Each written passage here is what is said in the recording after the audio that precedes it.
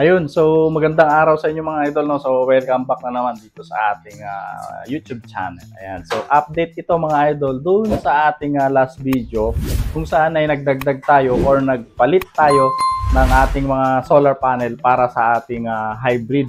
So yung plano natin noon mga idol na lalagyan natin extra MPPT itong hybrid natin para may katulungan siya during rainy seasons or masama ang panahon. So ito na, meron na tayong update. Ayan, so ito na yung ating extra MPPT. Yung MPPT ng ating 12 volts ay nagawa na natin ng paraan para makatulong siya dito sa ating hybrid kapag masama yung panahon mga idol. Gaya ngayon, so masama na naman ang panahon mga idol. So talagang umuulan na naman, ayan. So basang-basa pa rin yung lupa sa labas at maambon na naman. Okay, so ganito yung concept natin mga idol, no. Yung ating 12 volts dahil 450 watts yung nakasalpak dito at dito sa ating 24 volts ay dalawang 450. So yung ating 12 volts ay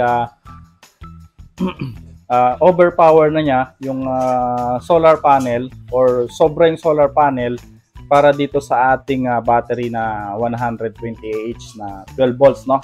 So mabilis na lang niya mapuno. So kapag full charge na yung ating battery, alas 10 pa lang ng umaga, wala pang alas 10 mga idol, puno na yung battery. At saka hindi naman to totally na drain sa isang buong gabi.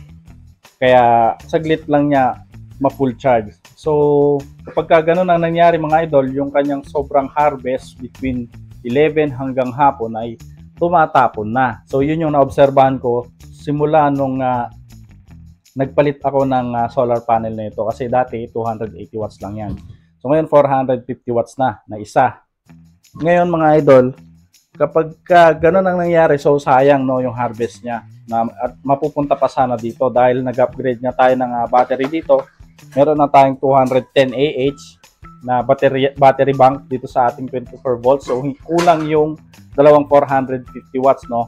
So ngayon, dahil hindi nga tayo nakapag-charge ng maayos ng ilang araw, naaabutan tayo. So yung 25.7 na lang tayo ngayon mga idol, no. Tapos makulimlim pa yung panahon. So ngayon mga idol, ang ginawa ko dito ay gumawa ako ng extra na connection papunta doon sa ating battery. Ayan, so magiging backup ito para sa ating 24 volt system. So ganito mga idol, oh. Bali, meron pa tayong connection ng 12 volts. Ngayon, yung mangyayari dito, kapag full charge na yung ating battery, papatayin na lang natin itong breaker ng panel muna. Ayan. And then, syempre, yung breaker ng battery. Ayan, so magsa-shutdown yung ating SCC. So, hintayin muna natin mag-shutdown. So, 12 volts ito mga idol, And then, kumuha ako ng connection galing dito sa battery ng ating 24 volts. Ayan.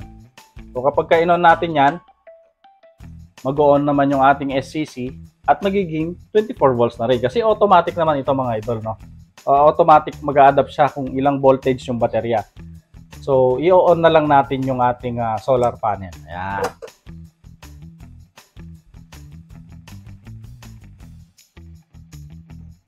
Ayan siya.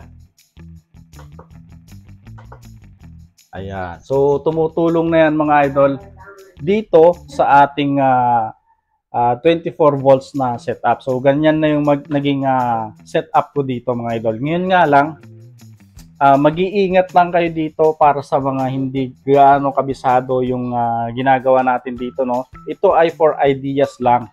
Para magkaroon kayo ng idea.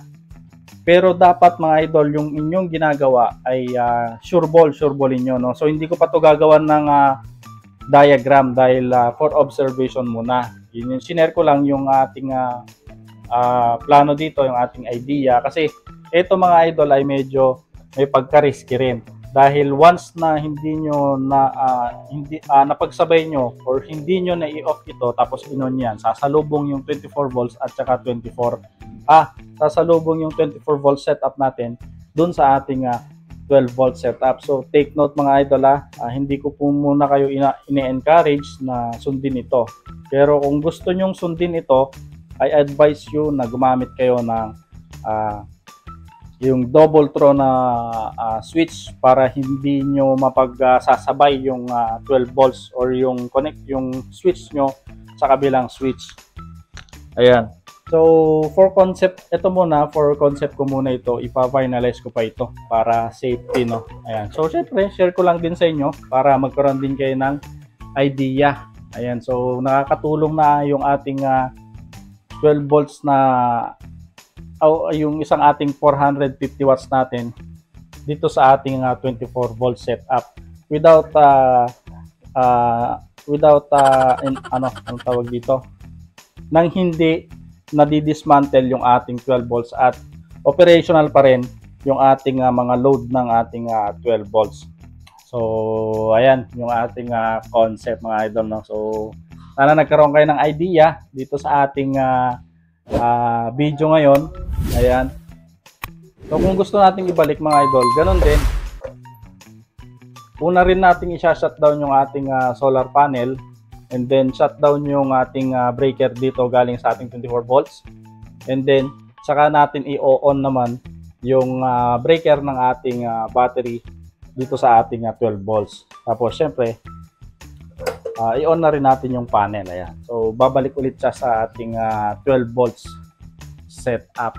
Ayan. So at least meron ng katulungan yung ating 24 volts during ganitong season. So mas mabilis na rin ito mag-charge kapag magandang panahon. So yan ay katulungan lang muna. So yan lang, mga idol. Stay tuned lang sa ating channel para lagi kayong updated sa ating videos. So maraming salamat at happy DIY, at syempre mag-iingat kayo sa inyong pagdi-DIY. Okay?